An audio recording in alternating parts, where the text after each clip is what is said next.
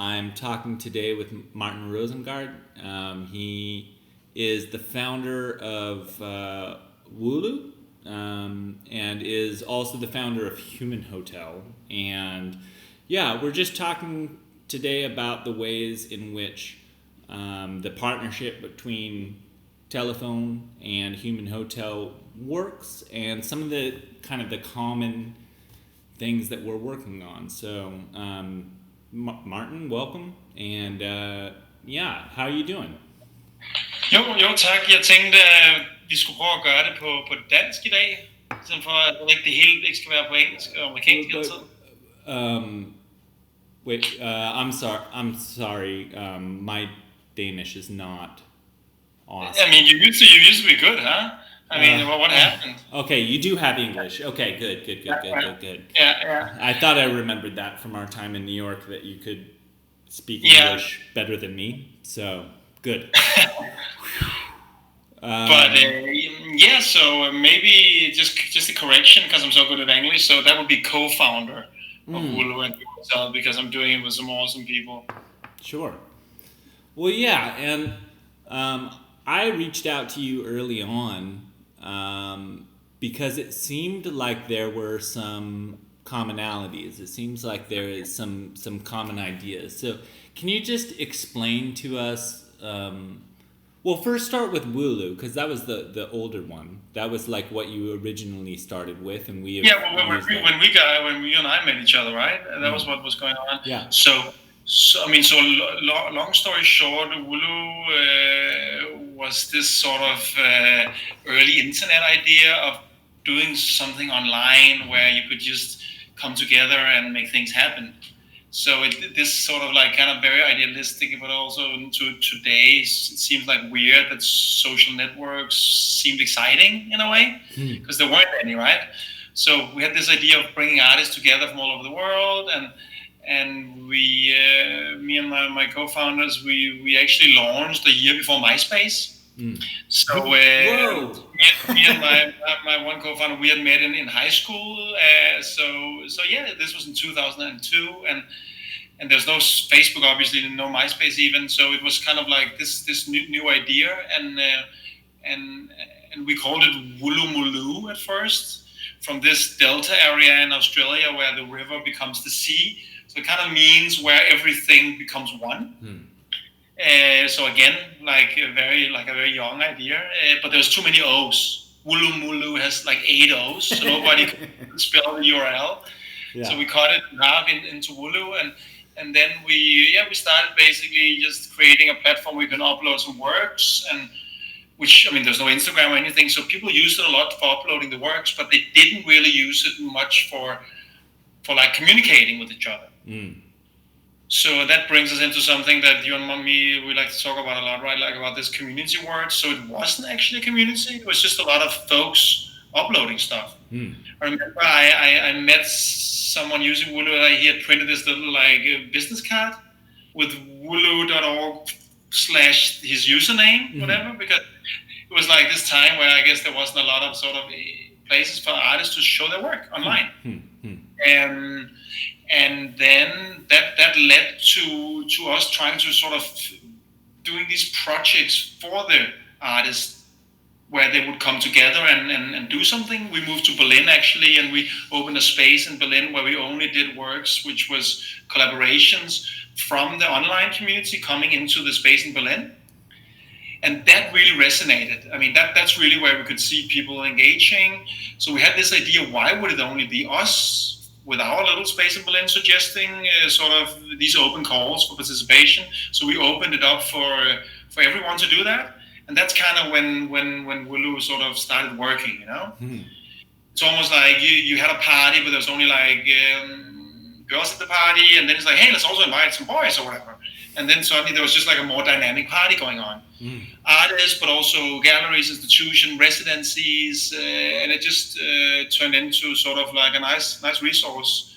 And then last comment, I remember the first time I heard somebody say to someone else, I didn't know them at all, over, like at an art opening, I Woolooed it. Whatever. Yeah. Then, of course, I got the goosebumps thing, because that was kind of cool, you know, that some dude I've never met was like Woolooing something. You know? Yeah.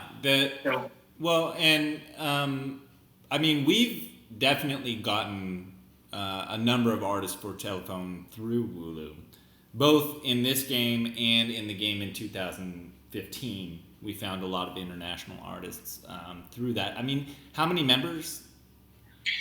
I mean, now like we're also being so old, so a lot of the members are not probably on this planet anymore.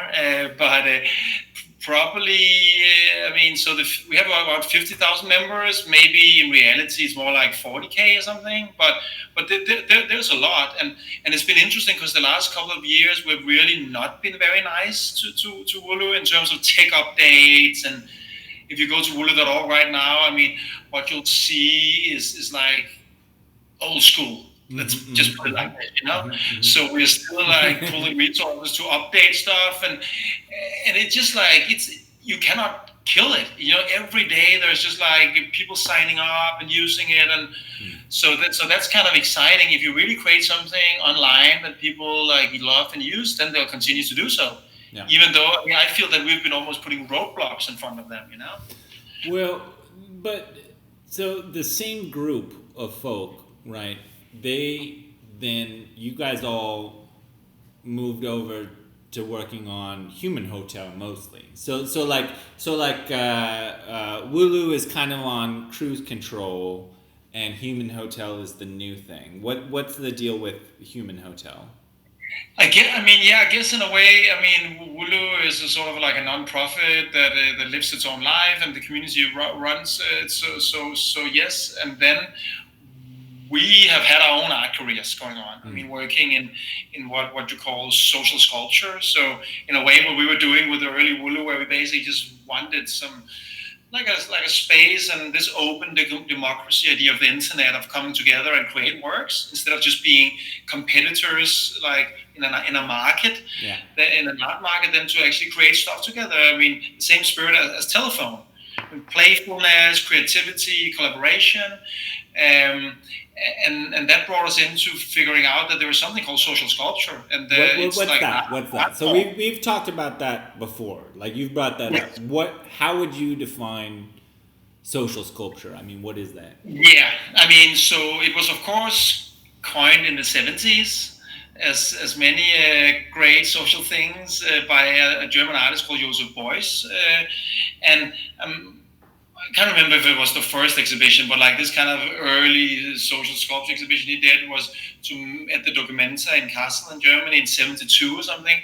He used his budget and his gallery space, exhibition space, to create like a free university. So instead of hanging works in there, he made it into like a space for production of new thoughts and rethinking the way that like learning should be produced and taught and everything. But yeah, basically looking at the world as like something you can sculpt and the way you can put people together. And I mean, over the years, sitting at sort of at different family dinners where some person was asking you, like your mom's uncle, oh, what do you do? Oh, I'm an artist. Oh, what do you paint? And then you're like, no, you know, then I kind of came up with this thing. I'm kind of painting with humans. You know, if the artist used the canvas and the paint, like in his world, the painter, then I would be using the internet and people to kind of play around with stuff, you know. So that turns into an art career, and an art career means a lot of invitations to random-ish places. Oh, you're invited to the Athens Biennial, or you're invited to Moscow, you're invited to show your work.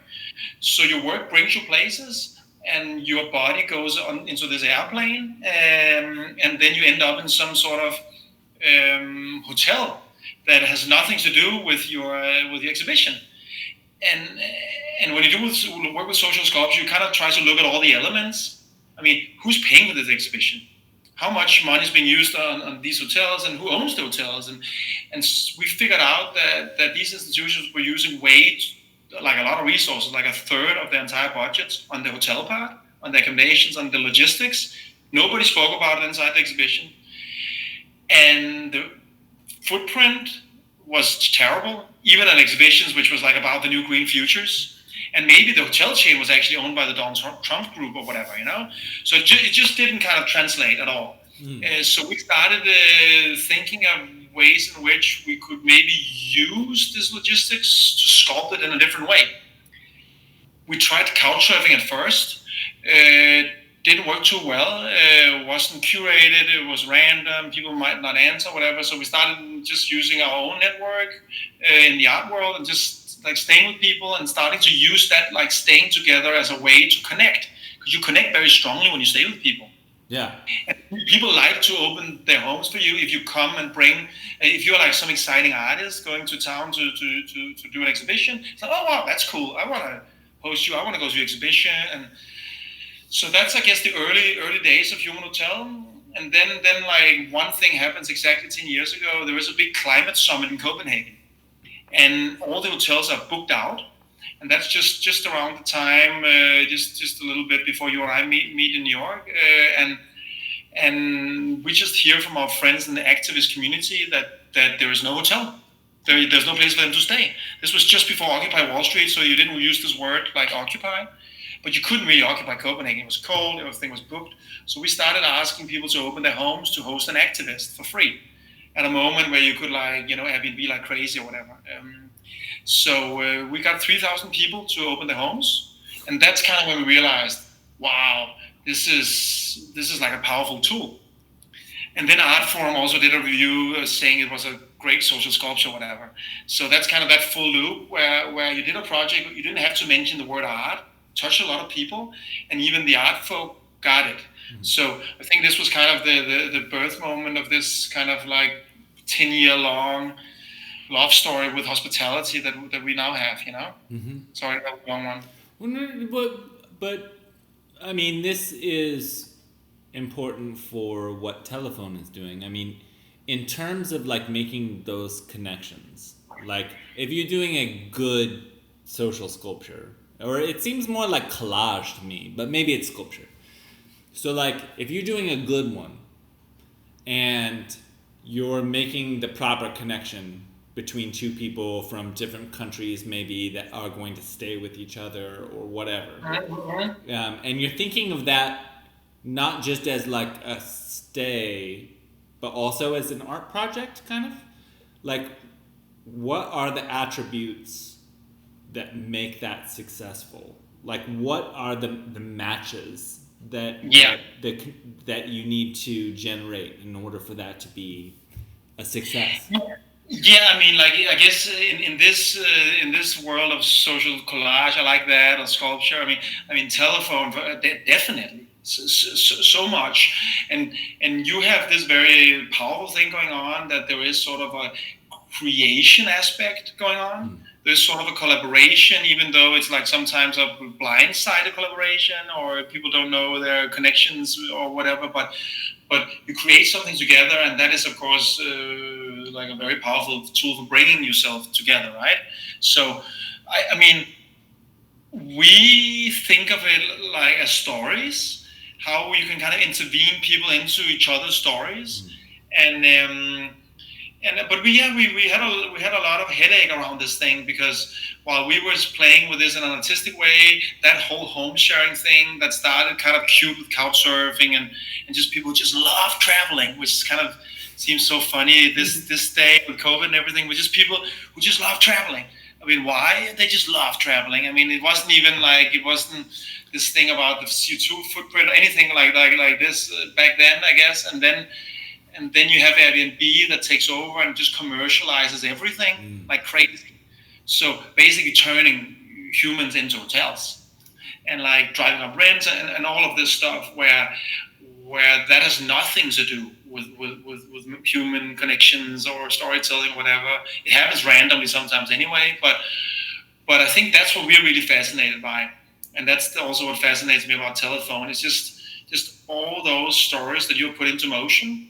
And that will last for far beyond this game or this day in our case, and that's that's sort of, I guess, what keeps us going.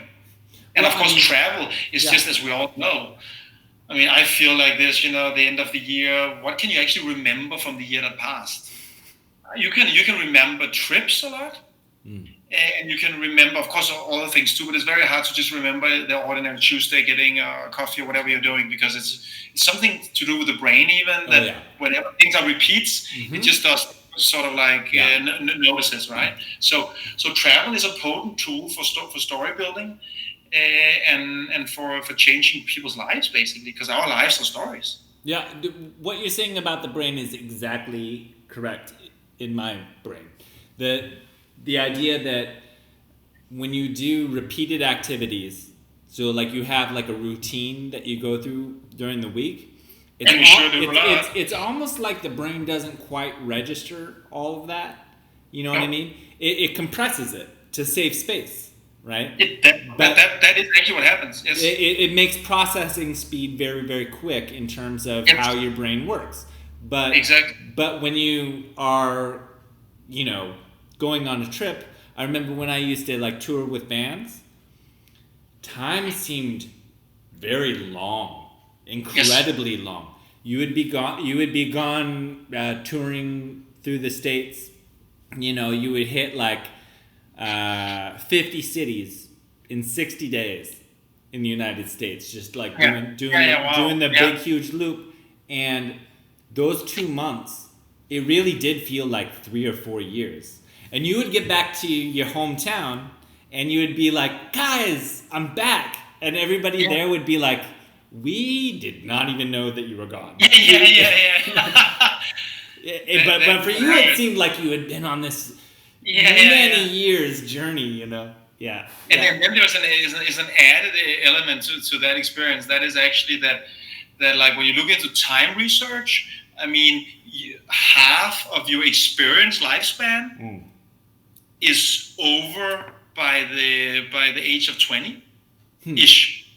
Because until then, from 0 to 20, you have never tasted a strawberry, you have never taken a step, you have never kissed anybody, you've never da. And there's a lot of repeats after this, Yeah. Well, we both got our boys growing up and like learning the new things and like exactly. You can have more children, there will be new things, but some things are just new only once, right? It's almost like time is associated with the processing capacity. And I like that you're saying that when you're traveling, when you're meeting new people in new places, that it actually increases the amount that your brain has to kind of take in and make sense of. And so it seems like time is longer. That completely. Yeah. And it has nothing to do with standing in line and being jet lagged. I mean, you could do it in Seattle. I mean, I can do it in Copenhagen, wherever. I mean, I'm quite fascinated about this. Like, what about, you remember when we were kids, we always like did these sleepovers and stuff with each other? Imagine if there was more like, I would like to create something curated around that. Once a month, you go stay with some person, like stay over for the weekend or whatever, like just like take a deep dive into your own town, another neighborhood. I mean, I live in Brooklyn. I go to the Bronx or whatever. I mean, surely you can expand your life like a lot in the Bronx, I mean, or wherever, right? So I think that's actually the motto of the Bronx is expand your life. Come to the Bronx and expand your life. Yeah. Totally. So yeah. I mean, and that also kind of is that's the problem with this airspace thing. That every cafe everywhere in the world is turning into like the same laptopy Mac Catado drinking place. But, is this the same place as I was before, or now it's another city, or so it's that thing about authenticity and like true experiences in a way, right? Yeah, I mean, when you're back to like, why do we make art? Yeah, when you're in the same spot that feels the same and you're doing the same thing for a long period of time, a year can feel like a month.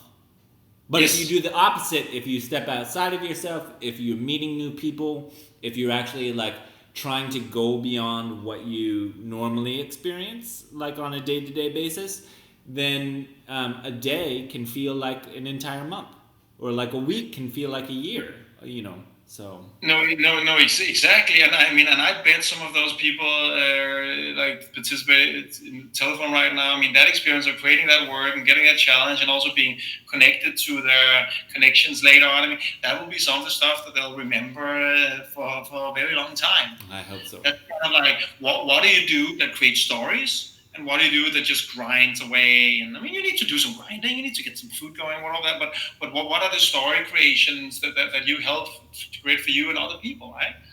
And then, like, if we should just take it all up and look at the big social sculpture of like of I mean, oh my God, I mean, America, right? Or over here, Denmark, whatever it is. But which story do we share? Where do we want to go? And it's just kind of, God, I mean, it just seems like where we were used to be driven by these huge narratives of religion, or like the kingdom or the fatherland or motherland or whatever, that is just turning into just like some get rich quick scheme or something.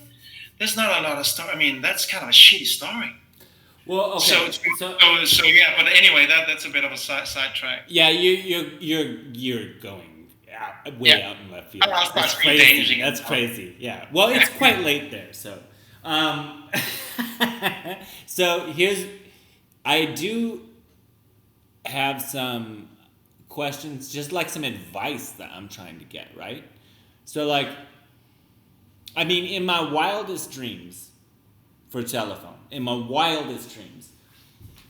we would, rather than having artists jump in and do a work over the course of like 2 or 3 weeks and then submit their work and be done, right? Like in my wildest dreams, there would be actual dialogue between these artists, both the ones that came before me and the ones that came after me. Yes. And then and further collaborations that are completely outside of this project. But then also, I mean, like the ultimate would be people staying with each other. And that actually did happen in our last game in 2015, where artists wrote to me and they were like, "Yeah, I'm from Brazil, and I found somebody that I was connected to in Germany, and they put me up, and we went out to clubs and stuff and had a crazy time and had dinners and breakfast together and just like hung out and just like talked." And to me, like, that is more so than all the intellectual stuff that is happening in telephone, because there's a lot of intellectual stuff, right? There's the ekphrasis, and there's the synthesis, and there's like all of these, the mechanics, the neurological mechanics that are making the project happen. More so is just like, for me this time around, is trying to figure out how to actually create some sort of sustainable community that actually like makes sense for people. And that's something that you guys have been working on for like a long time. I mean, is it even possible on the internet for people to create like real community, do you think?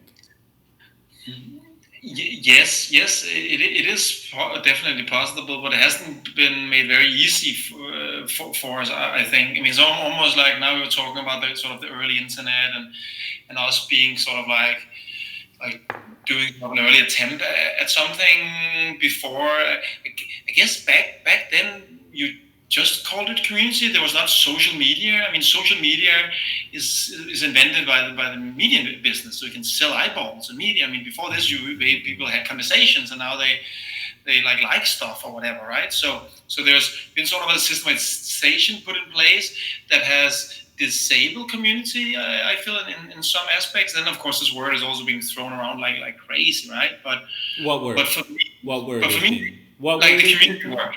Community? The community word. Yeah. Just being used all the time. Community this, community that. I mean, we need a new word. I mean, we need to come up with something, right? It's almost like when everybody loves their customers or love. I mean, sometimes also don't. I mean, can I say to my girlfriend? I need another stronger word in a way, because it's been sort of like used too much. But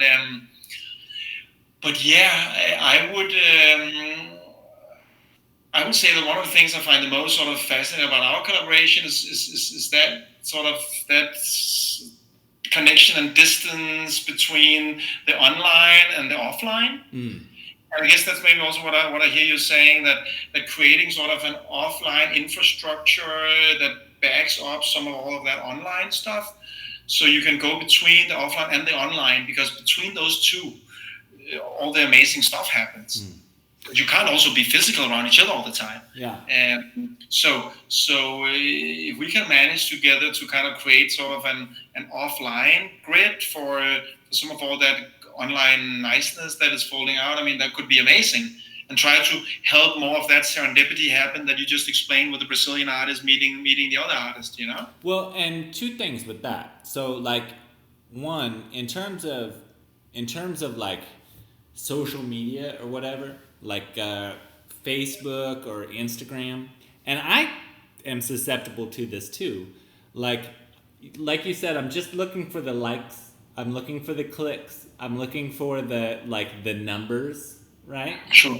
And really, all the names on the screen, and even the comments, even if they're like beautiful comments by people that I've met before, it's almost like when you're stuck in traffic and all the other people in all the other cars, they don't seem like actual people.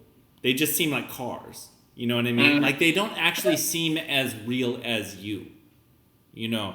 They seem like just, I don't know, like names or something. Like, they don't actually seem like people with real lives that have as many memories as I have. Right? Which is, of course, then like is like one of the reasons for all like dreadful trolling and online bullying and all of this. You just like go full ahead with like a shitstorm, and It's because it's not real people. Yeah, people say things to each other online that they would never say to each other in real life. Yes. Right. Yes. In terms of the difference between what Human Hotel and Telephone is up to, the way that I would almost define it is that Telephone is about doing, and Human Hotel is about proximity and presence. You know what I mean? They're like two different avenues into whatever we're gonna call community. We won't call it community, but like Telephone, I don't know who came before me. I don't know anything about them. And I don't know who's going to interpret my works after. But it is a very intimate act. I mean, taking somebody's artwork and then translating that into your artwork is, I mean, you know, it's probably not as intimate as sex, but it's like close. It's like, that is very, very personal. A very personal activity, whereas, but again, it's quite anonymous for the most part, and it's all digital. Whereas what you guys are doing is putting actual human beings in other human being spaces and like trying to connect it like that, you know? I totally see that.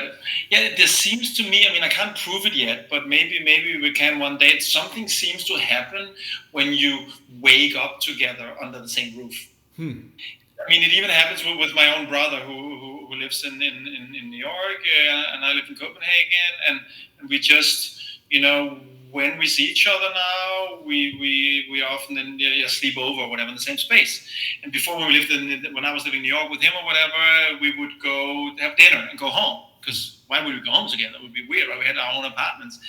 And something happens, and this is my brother, so we're close.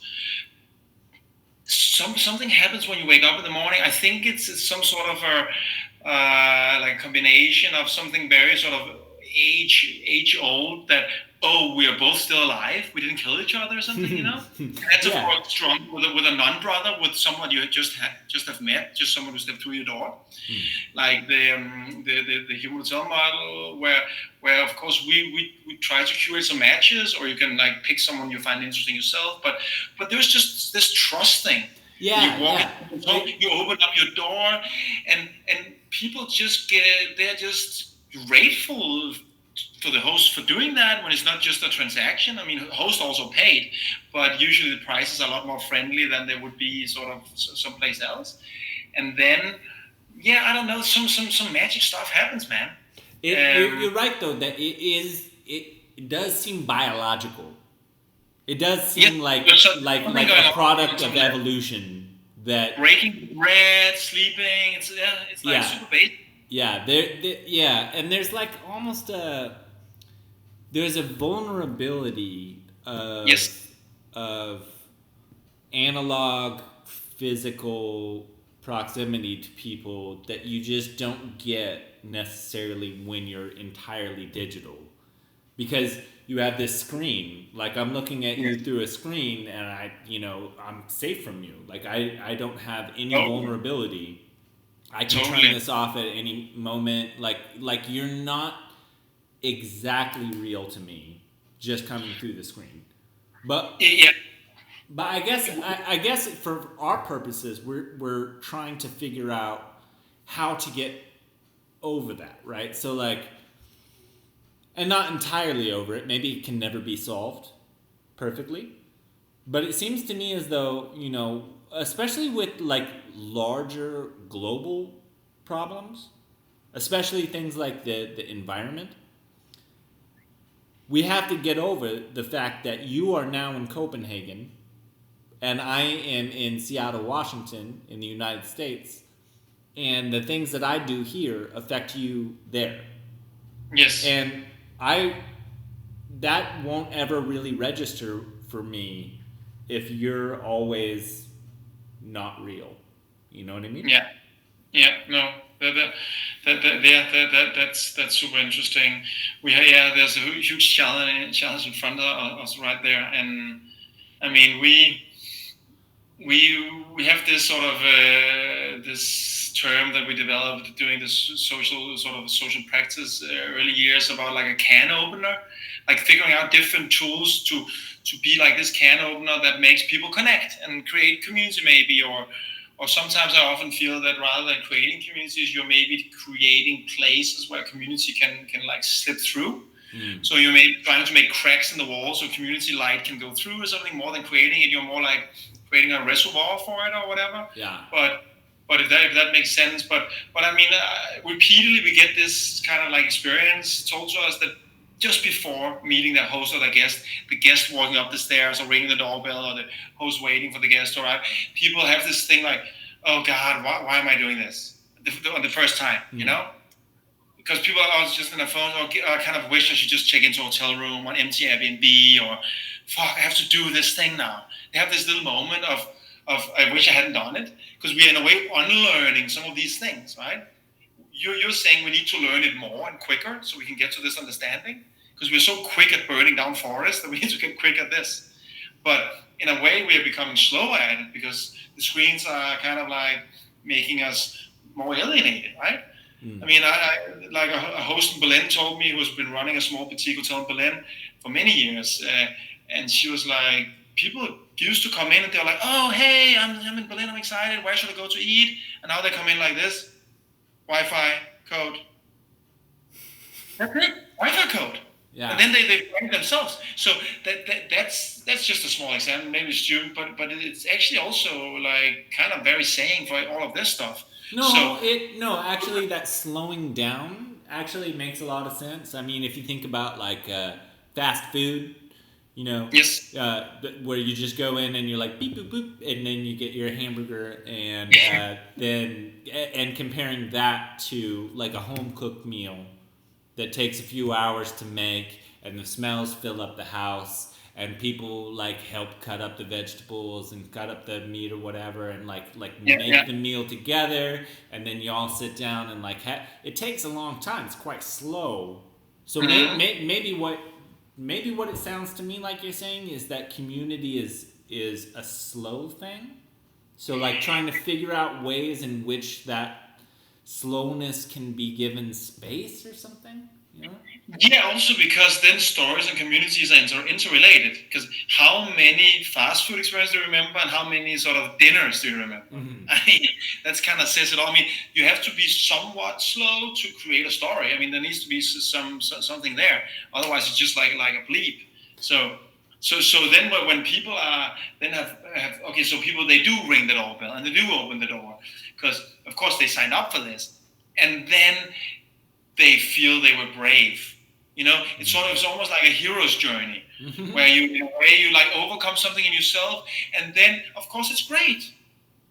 Yeah. And that's sort of, I mean, I feel that's sort of the most amazing thing that Airbnb has done, and kind of reminded us all, that is that people are pretty good. You know, you could do this, because they had all this like ex-murderer fear in the beginning, and people wouldn't fund them or whatever, and then of course, I mean, then it's just taken like a very very sort of commercializing route, but the trust aspect in there has been kind of amazing, right?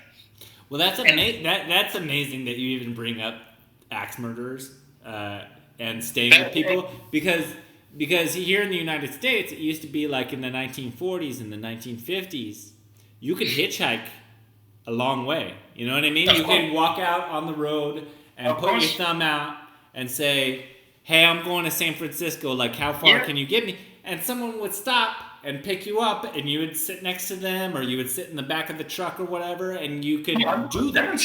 That was kind of the end of it, no? Yeah. What was it? Until the 70s, I guess you could still do this. Yeah, and then we got axe murderers, and then that sort of connection went away. But you're right. It's almost like Airbnb and Human Hotel, etc. It's almost like Couchsurfer. They're like hitchhiking, into your space. No, it is. But I also think what happened in the 70s were not so much ex-murderers. There was also ex-murderers in the 40s. What we got in the 70s and around those years, we got super efficient media. You know? So for the first time ever, we could see what happened inside the Vietnam War. So that's like famously the first war that was stopped because like suddenly you could, well, fuck. I mean, children are burning. But also, when there was one ex-murderer out of like 10 trillion great trips, you just talk about it. Yeah. Like, again, that's the power of storytelling, just in a negative way. So it's okay with an ex-murderer here and there type thing, you know? Like just meaning that there's like a weird grain in the soup. That's what has always happened in humankind, and we just shouldn't stop all the good stuff because this can happen. It's like I heard about some school in your great country where you're not, like, the kids were not allowed to, like my friend, of course, moving from Europe, was like the kids were not allowed to touch each other in the schoolyard, because if somebody like were hit over and like liability shit or whatever, it's like, come on, I mean, you need to be able to touch each other, right? Because otherwise, And it's kind of that kind of liability thinking that is like I feel that's way more dangerous. Yeah, well, in the school that my sons go to, they're encouraged to fight and just hit each other. It's quite American, yeah. Just like in old Europe here, yeah. Of course. Just like you want to get real tough very quickly. But actually, with the school thing, I mean, at one point, like a lot of clever people had some big discussions if it would be safe to have boys and girls together in the same school. That was a real discussion. And today it seems silly, you know. Yeah. I mean, it's kind of the same stuff about this, like home sharing, everybody's gonna kill each other. No, of course not. So anyway, there is it's that kind of early yearning of this sharing economy 10 years ago, and 10 years prior to that, the internet. I mean, right now it's a hard time because it's not a time with a lot of hope. There's a lot of angst. There's a lot of sort of disconnect, but I think also this is a time where you can then start to breathe the opposite. Well, let's talk about the internet for a sec. So, we started telephone at the moment, at least in the United States, when coronavirus was really starting to blow up, and for me personally, like it felt like a very personal response. Like, okay, so this thing is going to spread virally, and I am going to hopefully respond to it, and all of the artists will respond to it by doing something else that is beautiful that spreads virally. And it's so funny that we talk about information as being something that spreads like a virus in a time when Yes. there is an actual virus that is proliferating all around the globe, right? And changing all of our lives.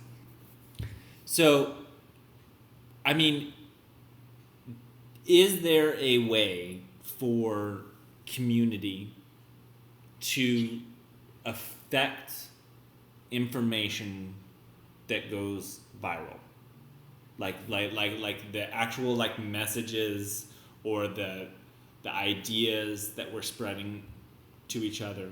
You know what I mean? Like, is it just random, the stuff that like here is a cat video that is amazing and it just blows up, or is there actually some intentionality that goes into it where you can actually think of something that would be useful for humans and make and introduce that to go viral? Yeah, it's almost like yeah.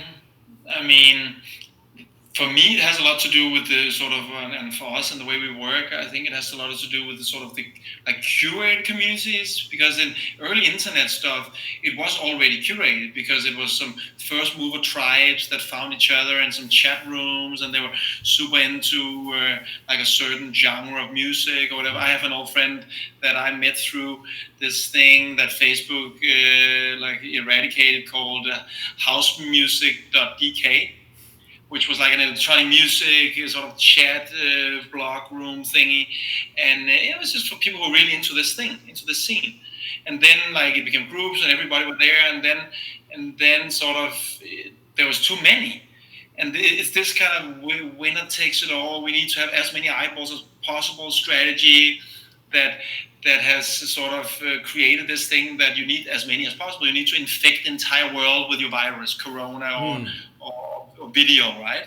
So I believe much more in curated niche communities where you actually have to contribute somewhat, as you have to contribute in telephone, you have to contribute as a host in Human Hotel or guest or what it might be, and then there needs to be people don't like curation. They think it feels sort of like selective, and it's like the bad bouncer not letting you in. Or I think you need some sort of curation for everybody's sake.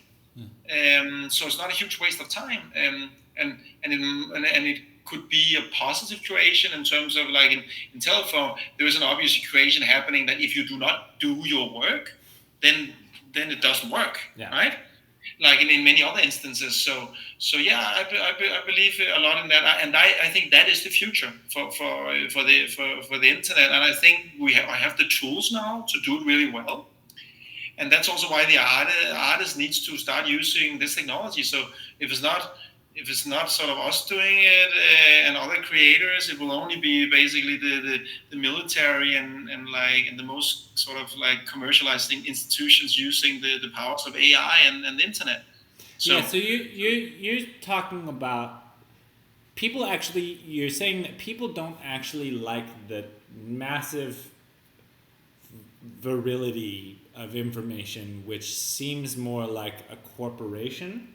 They want to find something niche that feels more like a corner store where everybody hangs out or something, or a little bodega where you know everybody and you talk. Yeah, but like that's how. I mean, we might have invented all these technologies, but we are not that advanced. I mean, we are social animals that used to live in smaller tribes.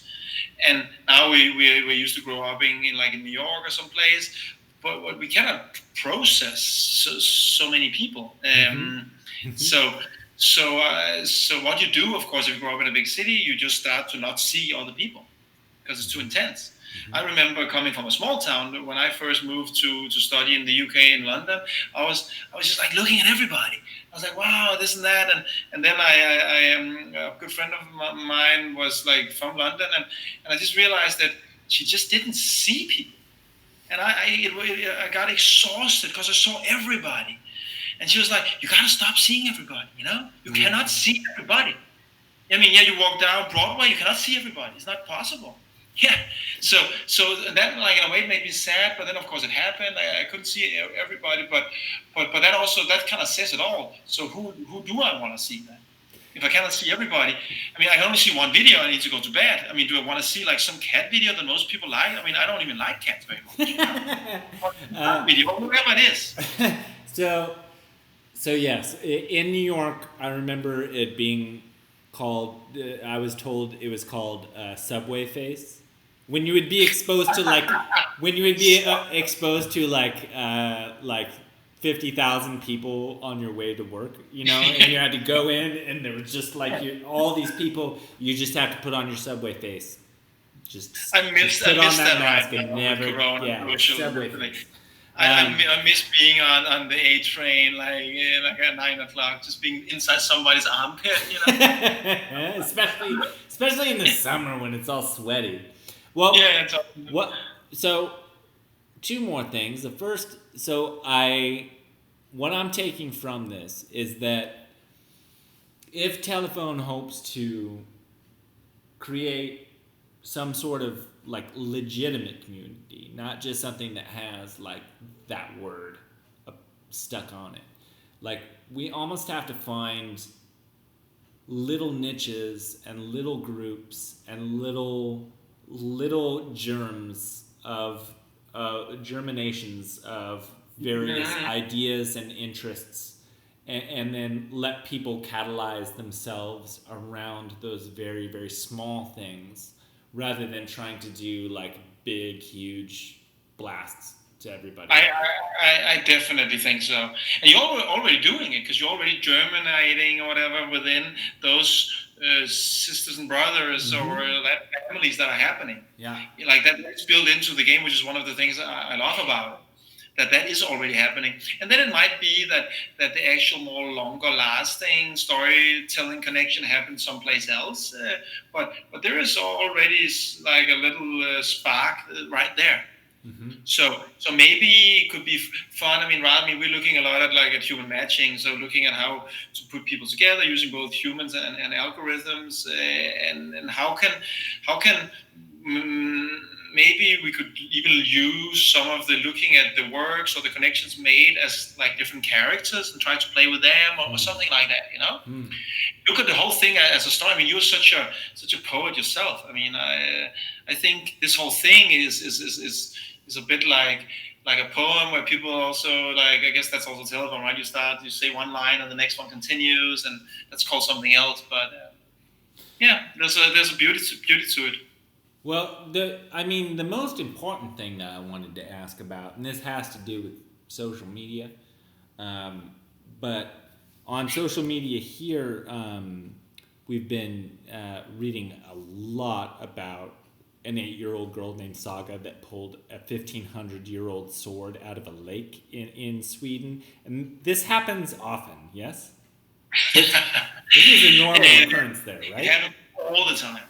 Like how many 1,500-year-old swords have you found, Martin? Yeah, I mean this week or? Yeah, well, let's say month. Yeah, a couple. Couple?